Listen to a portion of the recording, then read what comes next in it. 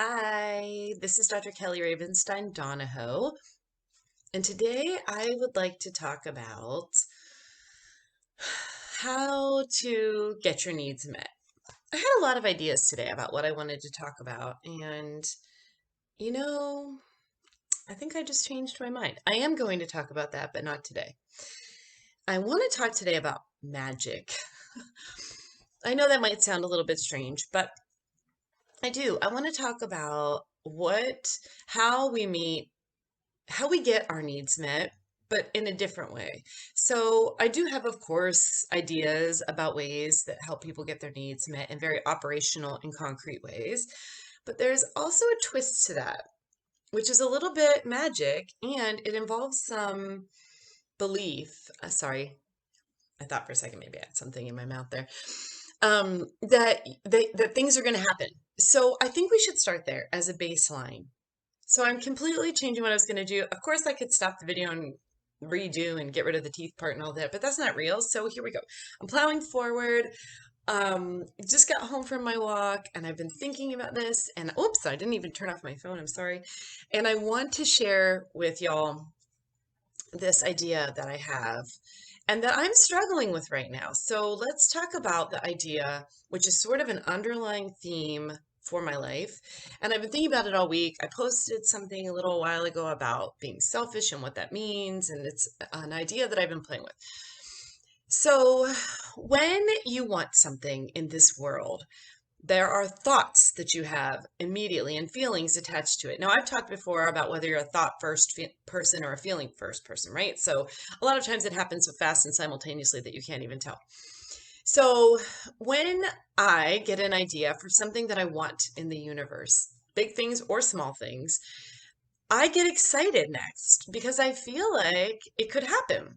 I generally have that abundance feeling. Every once in a while, I get the scarcity feeling like, oh no, there's not enough in the universe. I might have to share. Now you can hear my dog, one of my dogs breathing. I'm sorry, this video, but this is my life.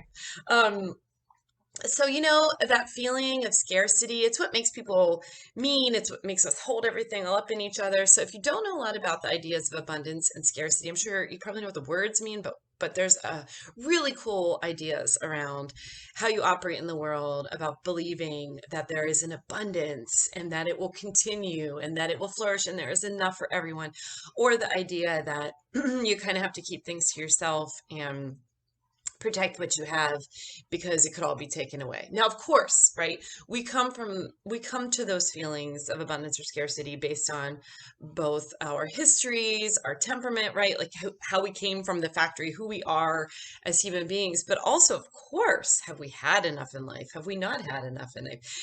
So those two things are always happening, right? But it does, and it's way more than the idea of pessimistic or optimistic.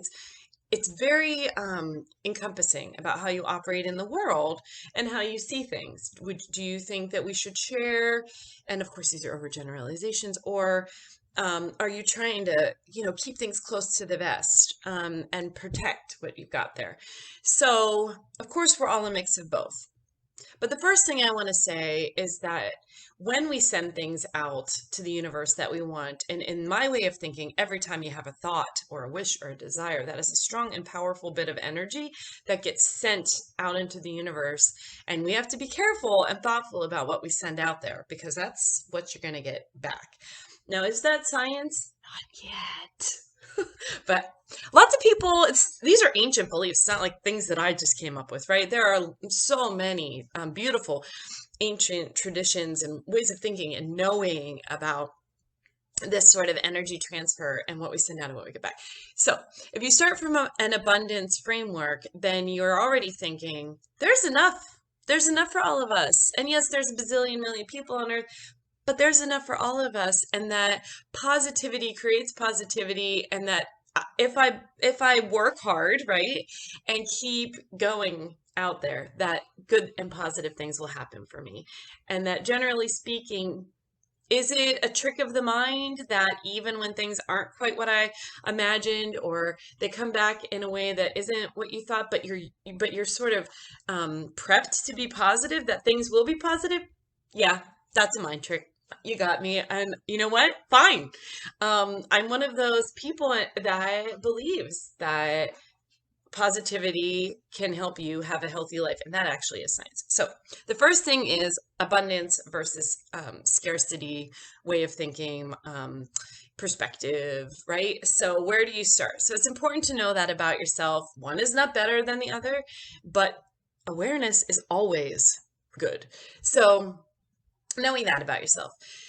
And then the second thing that I've been thinking a lot about is the idea of work, right?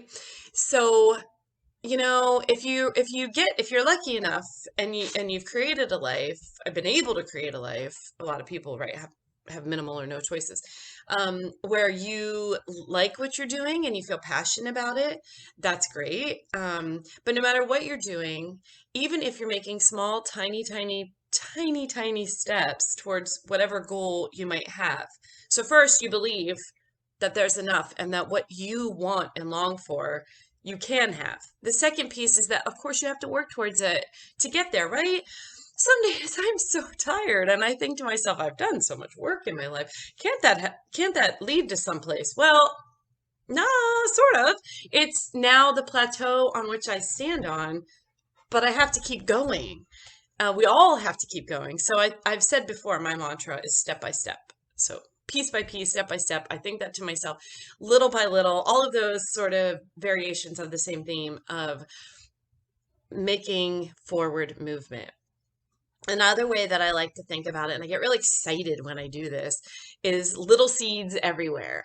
I don't know where that idea originated. It's probably a very old idea, but I love it. I love the idea of sort of, if you think about the dandelions, or some people call them Santa Clauses, when they're puffy and you blow on it and you can make a wish, but what you're doing is spreading the seeds of that dandelion everywhere. I happen to love dandelions and don't really believe in weeds, but that's a topic for another day. I mean, what is a lawn anyway? But so here we have blowing the seeds, right? So they're tiny but mighty. Tiny but mighty. No, it doesn't really rhyme. But that's what we do, right? Little by little, we plant seeds and we send them out there. And do all of the seeds germinate? No, but you just keep going, combined with that belief that something glorious is going to happen.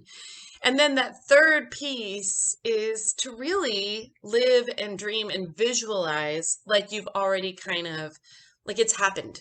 Maybe on a parallel universe, I don't know. It's somewhere out there, it's already happened. And you can even feel some of the joy from that, right? Because there's potential, and potential is joy. I mean, potential, even the word is such a cool thing, right? So you do have that potential energy. And even now, when things are so different, I've seen the depression in all of us. If depression is like floating around out there, which I kind of feel like it's sort of like a fog that floats around that we can't see, that we absorb, and it's out there, right? And it's big right now, and nobody knows quite what to do. Some of us are ignoring, some of us are moving forward full steam, some of us are back in, nobody knows what to do. No one knows what's the next best thing right now. So you're gonna have to figure that out for yourself in your life, and what you want and what things look like for the next year or two for you, and how you're gonna maybe recalibrate to reach the goals that you've been thinking about. So finding ways to send out those seeds and to believe in abundance. And then that piece, the last piece, the visualize piece, right? To imagine the feeling that you want to have, or the life, or the way that it looks. All of those pieces are so important. I don't know whether I like to call it magic, but there's also the perspective piece, right? And the perceiving piece. And we know that our brain takes in all of the information, and that it kind of creates, no, it doesn't kind of, it creates what we see. It creates a lens for you. There's word, right? There's psychological terms for it, of course. One that I really like to think about is inattentional blindness, right? If we're not focused on something, we just don't see it. Like literally, we just don't see things could be right in front of your face. And that's a very powerful idea for me. Also, we know that when you do focus on something, right? That when we put our focus on something, your brain just goes woo, all in. It really starts seeing things everywhere, making connections.